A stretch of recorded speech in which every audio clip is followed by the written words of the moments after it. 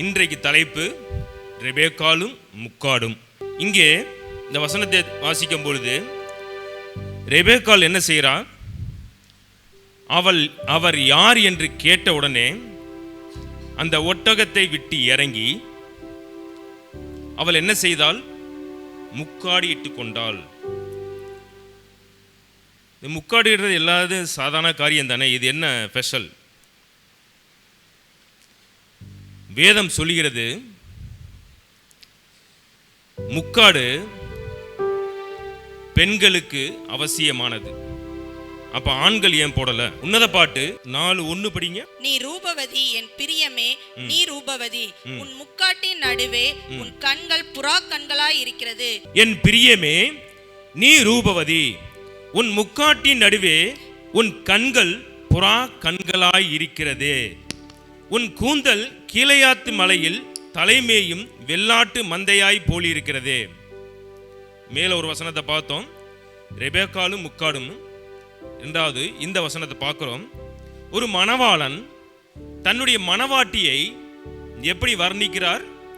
நீ ரூபவதியே, என் பிரியமே, நீ ரூபவதி, உன் முக்காட்டின் நடுவே உன் கண்கள் புறா கண்களாய் இருக்கிறதே.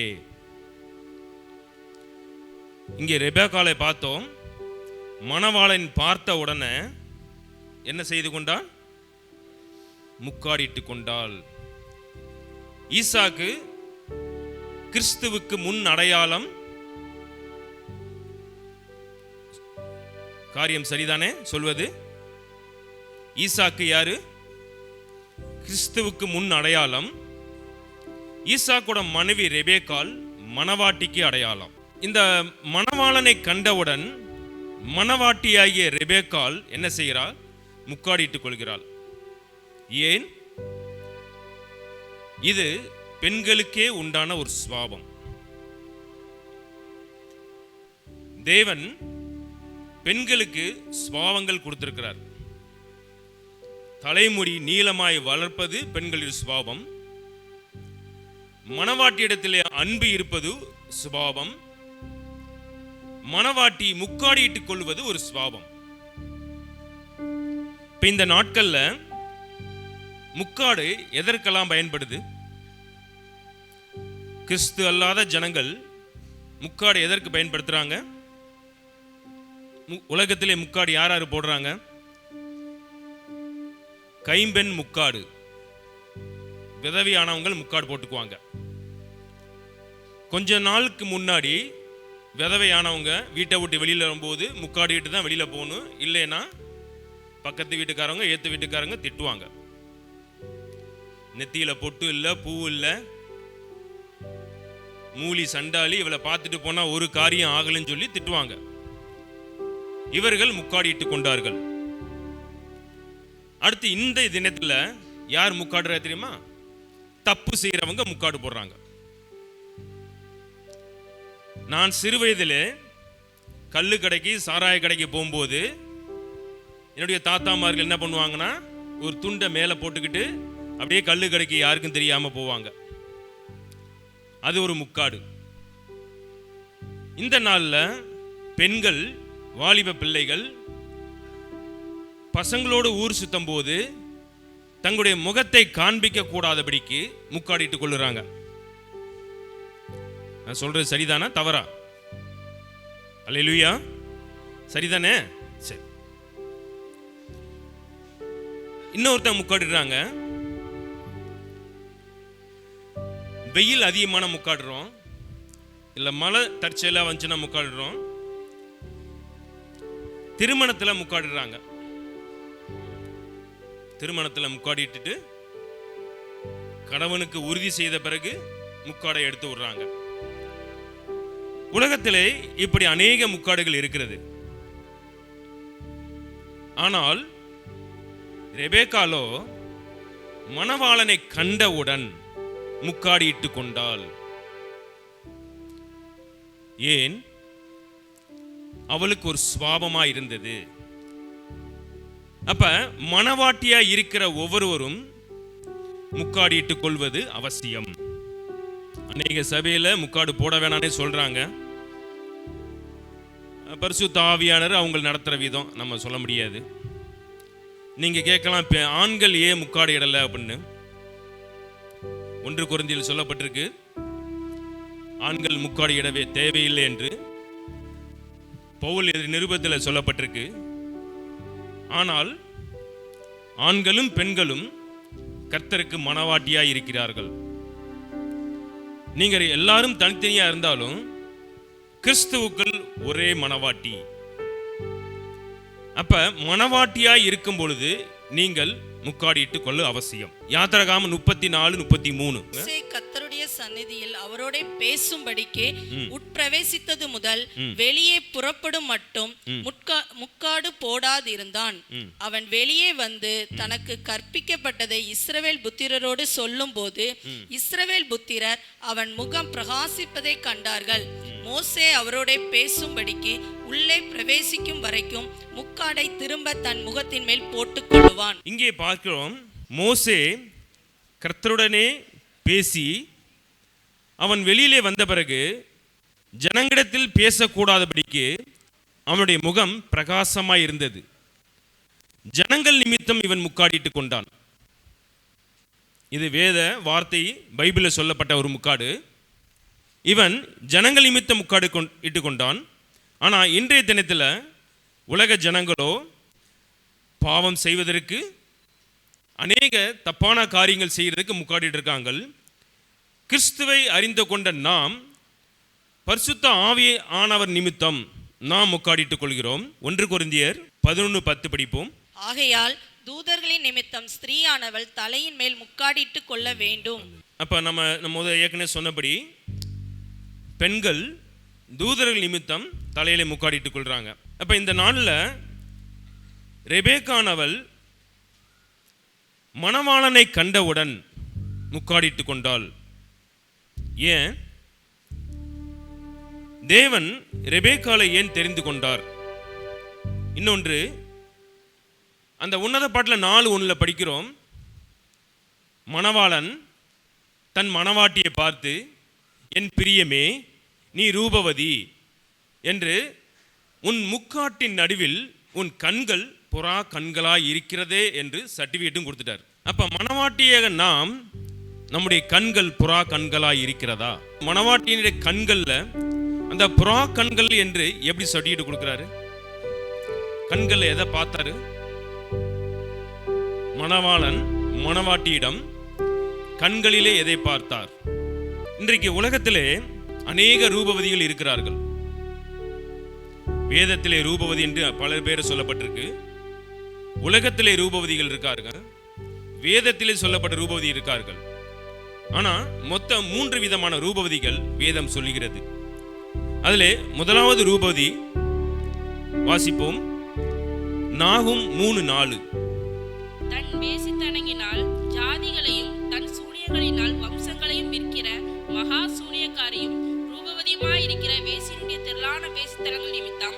இங்கே தன் வேசித்தனங்களால் ஜாதிகளையும் தன் சூனியங்களால் வம்சங்களையும் விற்கிற மகா சூனியக்காரியும் ரூபவதியுமாயிருக்கிறாள்.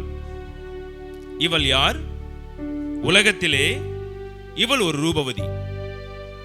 இவள் வேசித்தனங்கள் நிறைந்திருப்பாள். தன்னுடைய அசுத்தமான காரியங்களை உலகத்திற்கு செய்வாள். இவளும் ஒரு ரூபவதி தான். இன்னொரு ரூபவதியை பார்ப்போம்.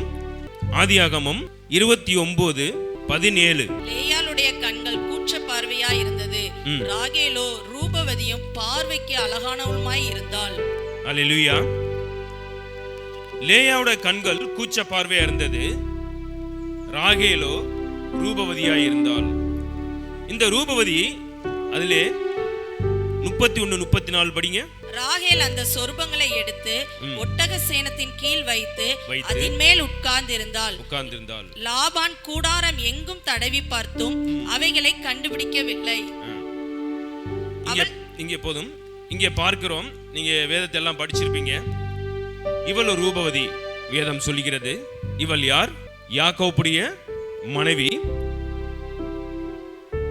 இவள் கிறிஸ்துவுடையவள், தேவனால் தெரிந்து கொள்ளப்பட்டவள். இவளிடத்தில் என்ன இருக்குது?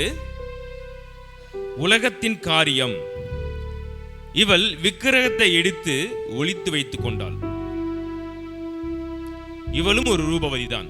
மணவாளனாகிய இயேசு இப்படி விதமான ஒரு ரூபவதி இருக்கும்போது யாரை பார்த்து ரூபவதி என்று சொல்கிறார்? நீ என் ரூபவதி, என் மணவாளியே, உன் கண்கள் புறா கண்களாய் இருக்கிறதே என்று யாரை பார்த்து சொல்லுகிறார்?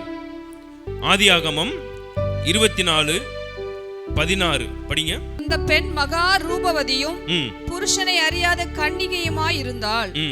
அவள் துறவில் இறங்கி தன் குடத்தை நிரப்பிக் கொண்டு ஏறி வந்தாள். 16, 17, 18 3. அப்பொழுது அந்த ஊழியக்காரன் அவளுக்கு எதிர்கொண்டோடி, உன் குடத்தில் இருக்கிற தண்ணீரில் கொஞ்சம் குடிக்க தர வேண்டும் என்றான். அதற்கு அவள், குடியும் என் ஆண்டவனே என்று சீக்கிரமாய் குடத்தை தன் கையில் இறக்கி கொண்டு அவனுக்கு குடிக்க கொடுத்தாள். அல்லேலூயா. இப்ப நான் 3 விதமான ரூபவதியை சொல்லி உங்கள்கிட்ட சொன்னேன். நாகும்ல சொன்னேன், அடுத்தல ஆதியாகமல்ல ரெபேக்கால சொன்னேன். இப்பொழுது இந்த 3வது ரூபவதி யாரு? ரெபேக்காலை குறித்து நாம் பார்க்கிறோம். ரெபேக்காலும் முக்காடும். ரெபேக்கால் தன் மணவாளனை கண்டவுடன் முக்காடிட்டு கொண்டாள். அவளை உன்னத பாட்டிலே மணவாளன் வர்ணிக்கிறார், என் உத்தமியே, என் புறாவே, நீ உன் கண்கள் அந்த முக்காட்டின் நடுவிலே உன் கண்கள் புறா கண்களாய் இருக்கிறதே என்று சர்டிபிகேட் கொடுக்கிறார். இப்படிப்பட்ட சர்டிபிகேட் நம்மளால் வாங்க முடியுமா? யாரிடத்தில் வாங்கணும்? மணவாளனிடத்தில்.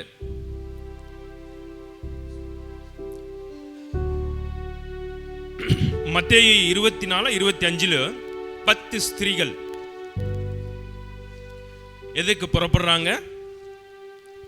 அந்த வசனத்தை எடுத்து படிக்க முடியுமா? 10 ஸ்திரீகள்.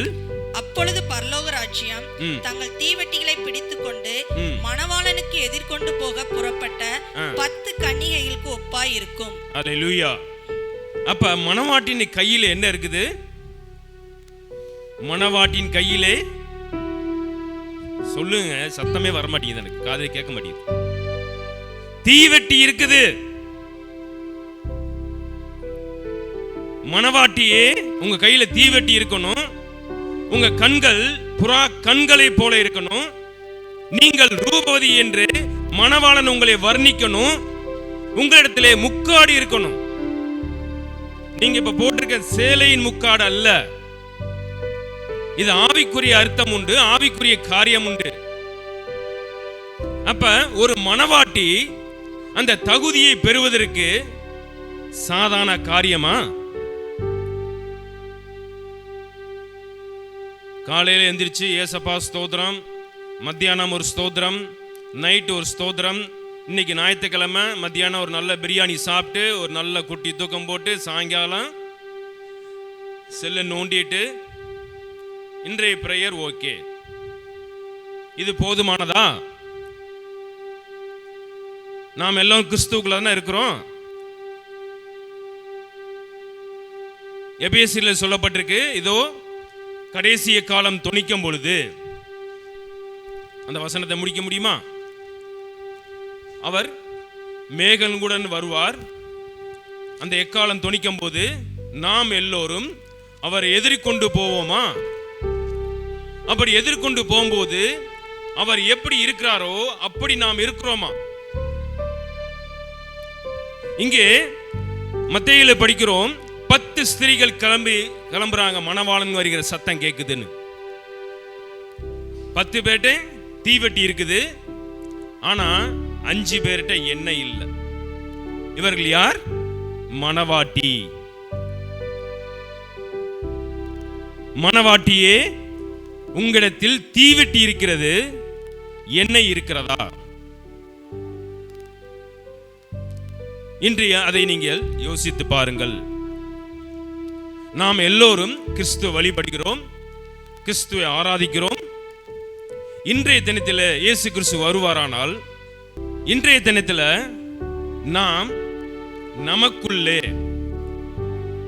தேவன் தேடுகிற கண்கள் நம்மகிட்ட இருக்குதா? மணவாளன் நம்மளை பார்த்து, உத்தமியே, மணவாட்டியே என்று நம்மிடத்தில் சொல்ல முடியுமா? இங்கே உலகத்திலே ஒரு ரூபவதியை பார்த்தோம், வேதத்திலே 3 விதமான ரூபவதியை பார்த்தோம். ஆனால் தேவன் தேடுகிற ரூபவதி யார்? ரெபேக்காளை போல இருக்க வேண்டும். அவளுடைய சுபாவம் என்ன? அவள் கற்புள்ளவளாயிருந்தால் 1 பேதுரு 3:1 படிங்க.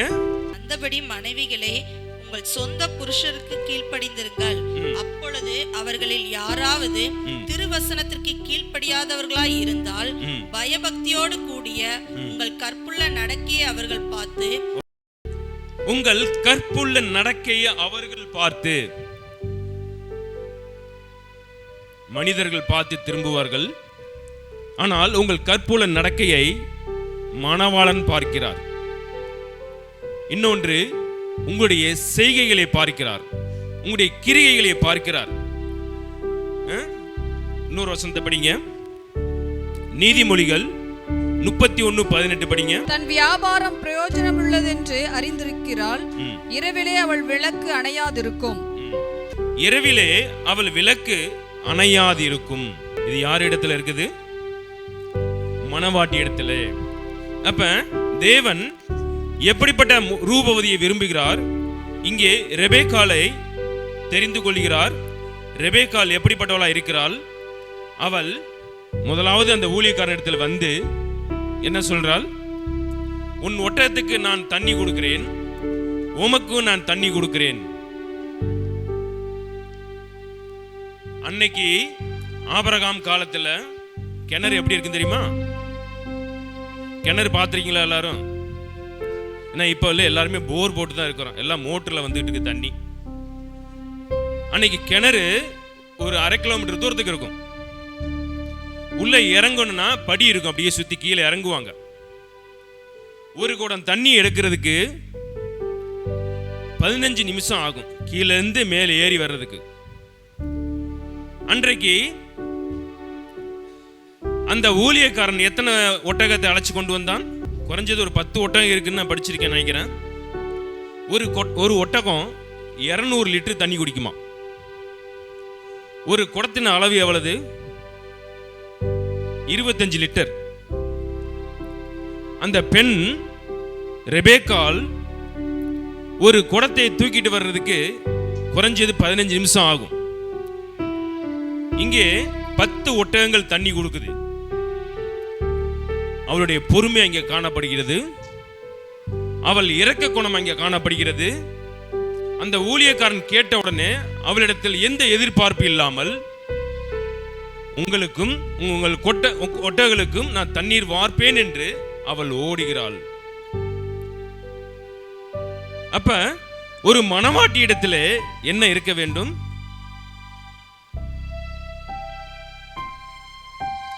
ஒரு மணவாட்டி இடத்துல என்ன இருக்க வேண்டும்? பொறுமை இருக்க வேண்டும். ஒரு ஊழியக்காரன் சொன்ன ஒன்ன கீழ்ப்படிய வேண்டும். எந்த ஒரு எதிர்பார்ப்பும் இல்லாம இருக்க வேண்டும். இதை யார் பார்க்கிறார்? மணவாளன் பார்க்கிறார், நம்மை உண்டாக்கின தேவன் பார்க்கிறார். அப்ப இந்த மணவாட்டி இடத்திலே என்ன இருக்குது? இவள் மகா ரூபவதி. இவளிடத்தில் இப்படிப்பட்ட பண்புகள் நேசிக்கிற இது. இவளோ கர்த்தரை அறியாதவள்.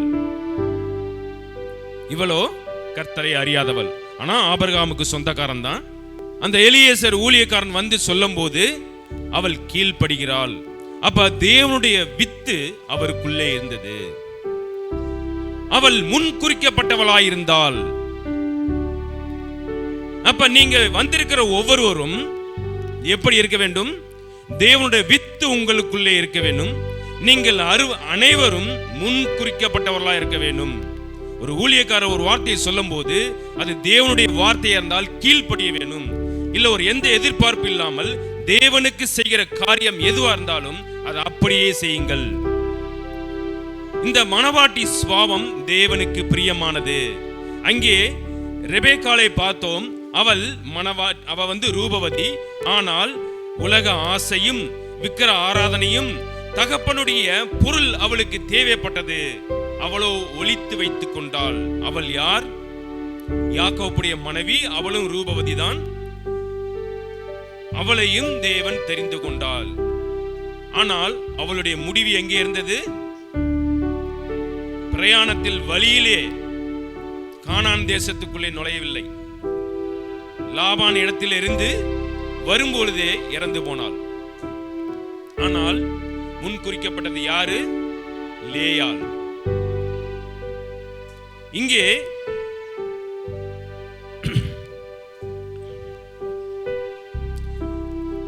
இங்கே ரெபேக்காளை தேவன் தெரிந்து கொண்ட பிறகு அவளுடைய விசுவாசம், அவளுடைய அன்பு, அவளுடைய யதார்த்தம், இப்படிப்பட்ட காரியங்கள் அவளுக்கு தேவனுக்கு பிரியமா இருக்கிறதுனால தேவன் இவரை மணவாட்டியாக தெரிந்து கொண்டார்.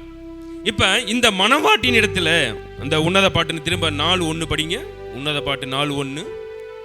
நீ ரூபவதி என் பிரியமே, நீ ரூபவதி, உன் முக்காட்டின் நடுவே உன் கண்கள் புறா கண்களாய் இருக்கிறது. இங்கே மணவாளன் மணவாட்டினுடைய கண்களை எதை தேடுகிறார், எதை பார்க்கிறார்? அந்த முக்காட்டின் நடுவே முக்காட்டை விலக்கி, என் மணவாட்டியே, என் உத்தமியே, உன் முக்காட்டின் நடுவிலே உன் கண்கள் புறா கண்களாய் இருக்கிறது என்று புகழுகிறார். அதற்கு நாம் தகுதி உள்ளவர்களா என்று முதலே கேட்டேன். முதலாவது, நாம் எங்கே கிடக்கிறோம்? பாவத்தில் இருக்கிறோம். கர்த்தர் நம்மளை தெரிந்து கொண்ட நிமித்தம் நம்மளை பரிசுத்தப்படுத்தி உயரமும் உன்னதமான சிங்காசனத்தில் வீற்றிருக்கிற தேவனாய கர்த்தர், வேதம் சொல்லுகிறது, அவரோ காணக்கூடாத தேவன், சேரக்கூடாத ஒளியிலே வாசம் செய்கிறவர். அவர் என்ன செய்கிறார்? மணவாளனாய் வந்து மணவாட்டியாய் தம் அருகில் உட்கார வைக்கிறார். அல்லேலூயா, அல்லேலூயா. அதற்கு நாம் தகுதி உள்ளவர்களாய் இருக்க வேண்டும். அப்ப அதுக்கு தகுதி உள்ளவர்களாய் இருக்கணும்னா தேவன் அந்த மணவாட்டியுடைய கண்களை என்ன தேடுகிறார்? கண்கள் புறா கண்களாய் இருக்க வேண்டும் என்று சொல்றார். அந்த கண்களுக்குள்ளே தேவன் தேடுகிற காரியம் என்ன? அவன் ஏன் புறா கண்கள் சர்டிபிகேட் கொடுக்கிறாரு? இந்த கண்கள்னால அநேக பிரச்சனைகள் மனுஷனுக்கு உண்டாகுது. இன்னைக்கு உலகத்துல பலவிதமான மொழிகள் இருக்குது. நம்ம தமிழ் பேசுறோம். இப்படி இத்தனை மொழிகள்ல உலகத்துல எத்தனை மொழிகள் இருக்கு யாருக்கா தெரியுமா? வாயால பேசுற மொழி. சரி, கூகுளை சர்ச் பண்ணி பார்த்தீங்கன்னா அது 7150 என்னமோ போட்டிருக்குது. இத்தனை மொழிகள் உலகத்தில் இருக்குது. இத்தனை மொழிகளையும் தேவன் தான் உண்டாக்கினார். அப்புறம் இன்னொரு மொழி இருக்குது, ஊம பாஷா, கையாலே பேசுறது இருக்கிறதா இல்லையா? அது ஒரு மொழி தானே? சரி. அப்புறம் இன்னொரு மொழி இருக்குது. அந்த மொழி எது தெரியுமா? கண்களால் பேசுற மொழி. கண்களே உத்தரவு வரும், கண்களே சர்டிபிகேட் போகும், கண்களே எல்லாமே நடக்கும். காது இங்க இருக்கும், கண் அங்க இருக்கும். அப்ப உலகத்தில் எத்தனை விதமான மொழிகள் இருக்குது? பேசுற மொழி 7000. அது யார் கொடுத்தது? ஏசப்பா தான் கொடுத்தாரு. ஊமைக்கு ஒரு மொழி வந்து மனிதனால் கிரியேட் பண்ணிக்கிட்டாப்ல. இன்னொரு மொழி இந்த கண்களால் பேசுற மொழி இருக்கு பாத்தீங்களா? இது யாரு கொடுத்தது தெரியுமா? யாரு கொடுத்தது? நமக்கு நெருங்கிய சொந்தக்காரர் யாரு? ஏசப்பா தவுத்து சாத்தான். நீ பிஸ்காவின் கொடுமுடியில் ஏறி உன் கண்களை மேற்கிலும் வடக்கிலும் தெற்கிலும் கிழக்கிலும் ஏறெடுத்து உன் கண்களினால் அதை பார். இந்த யோர்தானை நீ கடந்து போவதில்லை என்று யாரிடத்தில் சொல்கிறார்? மோசேயின் இடத்தில் தேவன் சொல்கிறார்.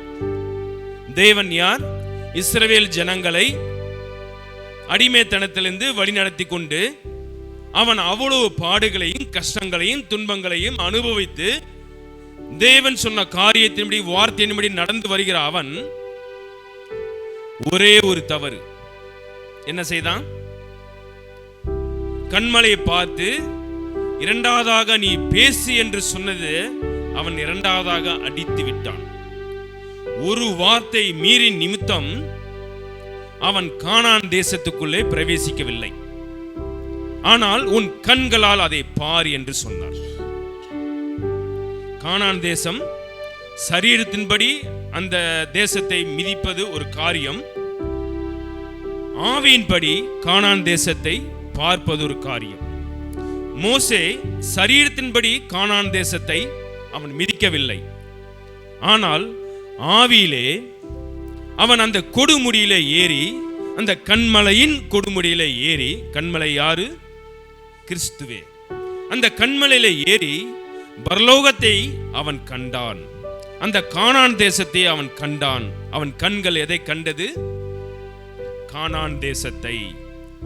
அப்ப இன்றைய தினத்துல நீங்கள் ஒரு மனவாட்டியாய் இருந்தால் எதை காண வேணும்? பரலோக தரிசனங்களை காண வேணும். உன்னத அனுபவங்கள் உங்களுக்கு வேணும். இப்படிப்பட்ட சுபாவம் யாரிடத்தில் இருக்கணும்? மனவாட்டியிடத்தில் இருக்கிறார். இதைத்தான் மணவாளன் கண்களை பார்க்கிறார். இன்னொரு காரியத்தை பார்ப்போம். அப்போஸ்தலர் 7:55-56.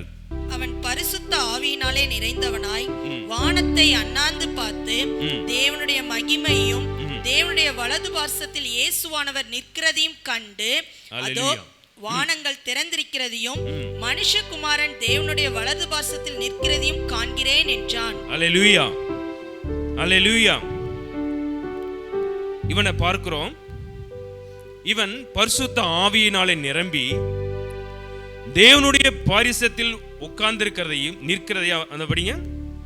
அவன் பரிசுத்த ஆவியினாலே நிறைந்தவனாய் வானத்தை அண்ணாந்து பார்த்து தேவனுடைய மகிமையையும் தேவனுடைய வலது பார்சத்தில் இயேசுவானவர் நிற்கிறதையும் கண்டு அதோ வானங்கள் திறந்திருக்கிறதையும் மனுஷகுமாரன் தேவனுடைய வலது பார்சத்தில் நிற்கிறதையும் காண்கிறேன் என்றார். ஒரு மணவாட்டி கண்களை எதை காண வேண்டும்? பரலோக தரிசனத்தை காண வேண்டும். இயேசு கிறிஸ்து தேவனுடைய வலது பார்சத்தில் நிற்கிறதை காண வேண்டும். லூக்கா 2:32 படிங்க. லூக்கா 2:32.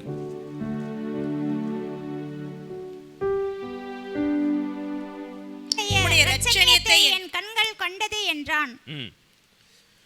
உம்முடைய இரட்சணியத்தை என் கண்கள் கண்டது என்றான். இங்கே பார்க்கிறோம். இவன் எதை கண்டான்? இவன் இரட்சணியத்தை. இரட்சணியம் யாரு? இயேசு கிறிஸ்து. பிதாவாய் இருக்கும்போது தேவனை ஒருவனும் ஒரு காலும் கண்டதில்லை. ஆனால் இயேசு கிறிஸ்துவாய் உலகத்திலே வந்து மரித்த பிறகு பவுல் கண்டிருக்கான். இரண்டாவது முன்னாடி வசனம் படிச்ச பேரு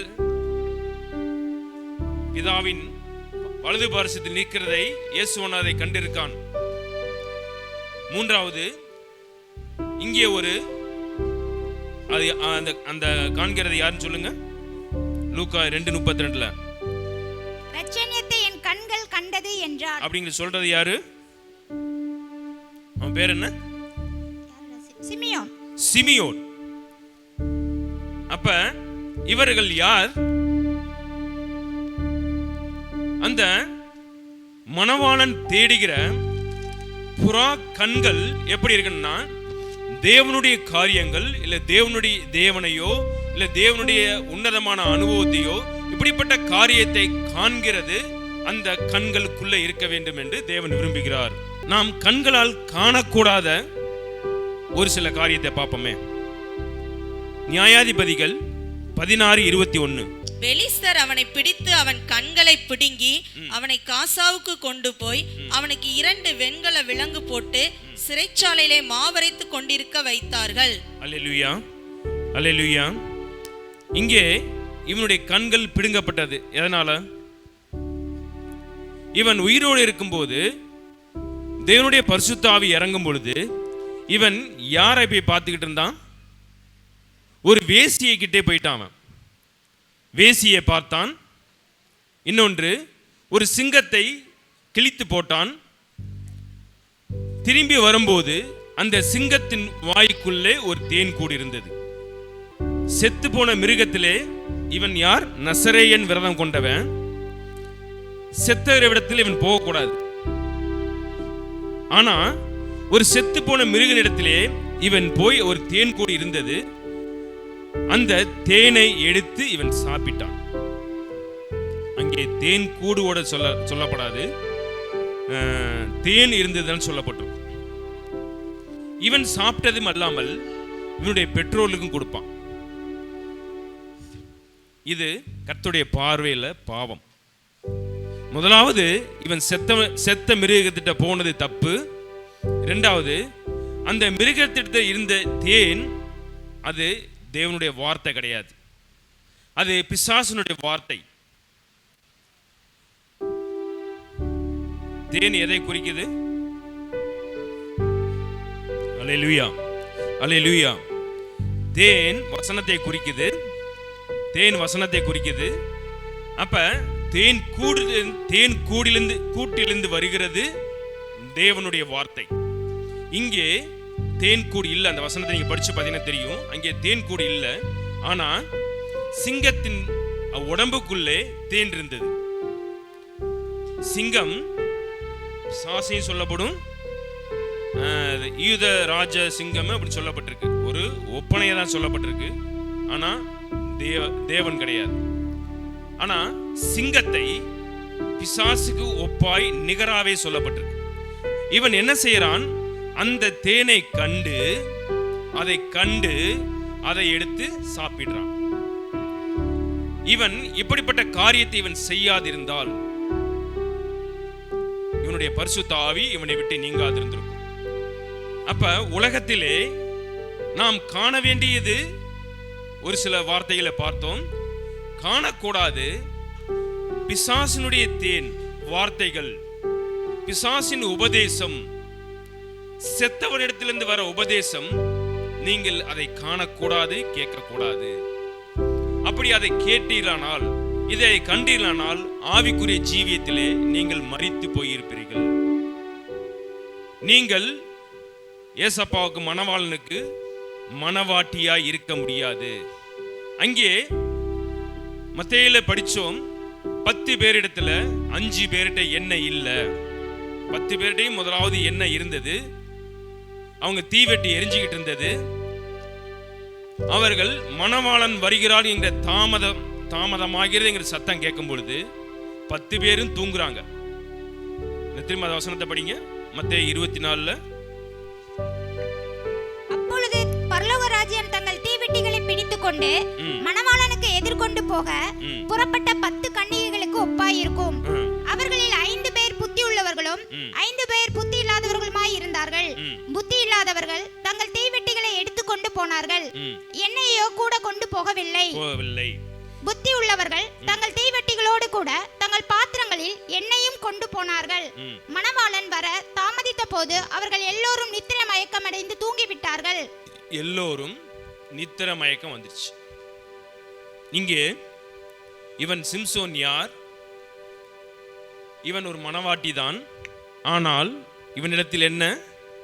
புத்தி இல்லை. அதனால என்னை மிஸ் பண்ணிட்டார். அல்லேலூயா. கண்களால் காணக்கூடியதை பார்த்தோம், கண்களால் காணக்கூடாதது. பிசாசினிடத்தில் வருகிற உபதேசம் நமக்கு வேண்டாம். செத்தவனிடத்திலிருந்து வருகிற உபதேசம் நமக்கு வேண்டாம். இன்னொரு வசனத்தை படிப்போம், ஆதியாகமம் 19:26. அவன் மனைவியோ பின்னிட்டு பார்த்து உப்பு தூணானாள். அல்லேலூயா. ஆமா, அவள் மனைவியோ பின்னிட்டு திரும்பி பார்த்து உப்பு தூணா ஆனாள். தேவன் இவருக்கு ஒரு வாய்ப்பை கொடுக்குறாங்க, ஜீவன் தப்பித்துக் கொள்ள வேண்டும் என்று. சோதோம் பட்டணத்திலிருந்து தேவ தூதர்கள் இவர்களை 4 பேராக வெளியே கொண்டாந்து விடுறார். ஆனா மனைவிக்கு என்ன இருந்தது? உலகத்தின் மேலும், தன்னுடைய பொருளின் மேலும், தன்னுடைய ஆடு மாடுகள் மேலும் ஆசபாசம் இருந்ததா இல்லையா? அவன் எதை நினைச்சு திரும்பி பார்க்கறான்? ஐயோ, என்னுடைய பொருள்லாம் நாசமாகுதே, அதை நான் எப்படி விட்டுட்டு வருவேன் அப்படின்ட்டு அவள் திரும்பி பார்க்கறான். அவள் திரும்பி பார்த்த நிமித்தம் என்னாலாம் உப்பு துணாய் மாறிட்டா. அப்ப ஒரு மணவாட்டி எதை காண வேண்டும்? பரலோகத்தை காண வேண்டும். பரலோகத்தின் அந்த உன்னத அனுபவங்கள் காண வேண்டும். காணக்கூடாதீங்கள் உபதேசம், பிசாசின் உபதேசம், பிசாசின் இடத்தில் வருகிற தேன், இன்னொன்று உலகத்தின் ஐஸ்வர்யம், உலகத்தின் காரியங்கள். இது ஒரு மணவாட்டியா இருக்கிறவள் பார்க்க கூடாது. ஹல்லேலூயா. என்னாகமம் 11:5-6 படிங்க. நாம் எகிப்திலே கிரயமில்லாமல் சாப்பிட்ட மச்சங்களையும் வெள்ளரிக்காய்களையும் குமட்டிக்காய்களையும் கீரைகளையும் வெங்காயங்களையும் வெள்ளை பூண்டுகளையும் நினைக்கிறோம். இப்போது நம்முடைய உள்ளம் வாடி போகிறது. இந்த மன்னாவை தவிர நம்முடைய கண்களுக்கு முன்பாக வேறொன்றும் இல்லையே என்று சொன்னார்கள். அல்லேலூயா. தேவன் வானத்திலிருந்து ஒரு மன்னாவை கொடுத்திருக்கிறார். அதை ஜனங்கள் பார்க்கிறார்கள். ஆனால் இவருடைய நினைவுகளோ எதை பார்க்கிறது? கீரைகளையும் வெள்ளரிக்காய்களையும் கொம்மட்டிக்காய்களையும் திரும்பி பார்க்கிறது. நீதிமொழிகள் 15:30. கண்களின் ஒளி இருதயத்தை பூரிப்பாக்கும், நற்செய்தி எலும்புகளை புஷ்டியாக்கும். நாம முதல்ல பார்த்தோம், கண்கள்ல இருக்கக்கூடாத என்ன பார்த்தோம், கண்கள்ல காண வேண்டியது என்னன்னு பார்த்தோம், காணக்கூடாத பார்த்தோம். இப்ப கண்கள்ல நம்மள்ட்ட என்ன இருக்குன்னா ஒளி இருக்கணுமா. இந்த ஒளி உன் சரீரம் முழுவதையும் அது வெளிச்சமாய் மாற்றும். உன்னத பாட்டு 4:1 திரும்ப படிக்கிறேன். முக்காட்டின் நடுவிலே மணவாளன் கண்களை பார்த்து, உத்தமியே புறாவே, உன் கண்கள் புறா கண்களாய் இருக்கிறது என்று சர்டிஃபிகேட் கொடுக்குறாரு.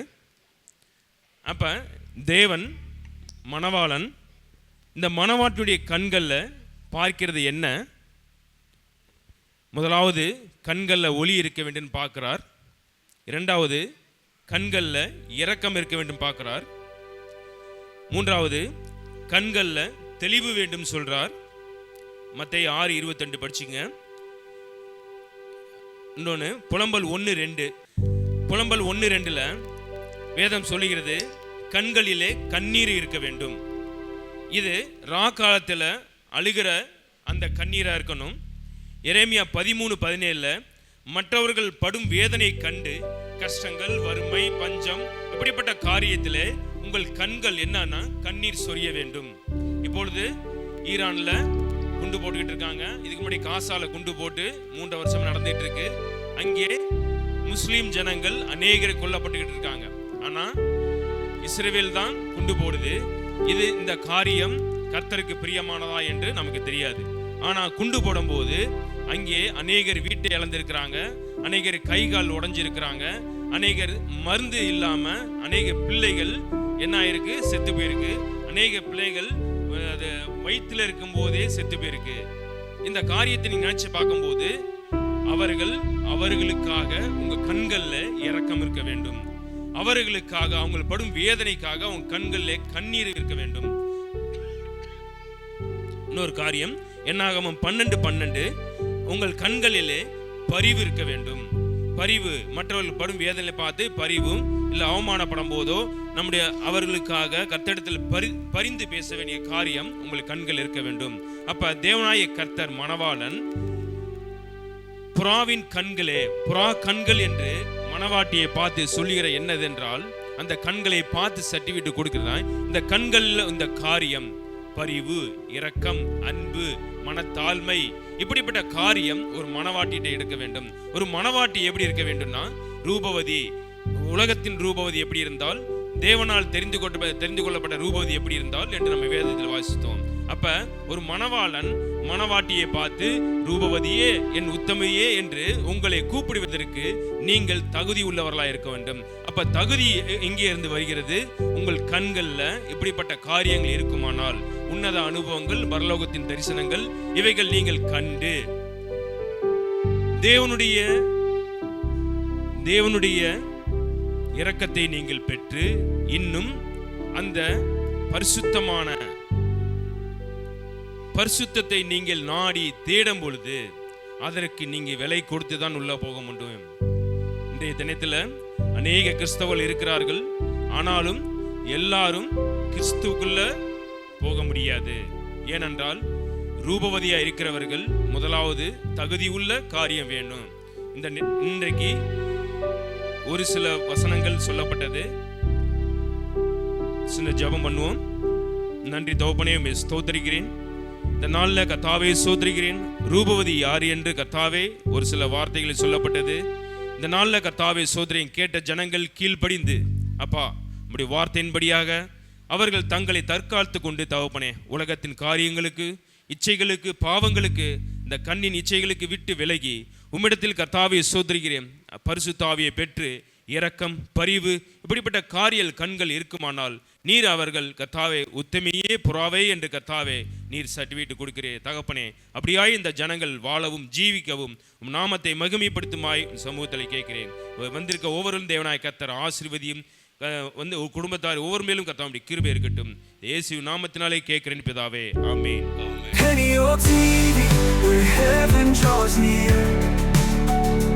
Voices of praise, casting out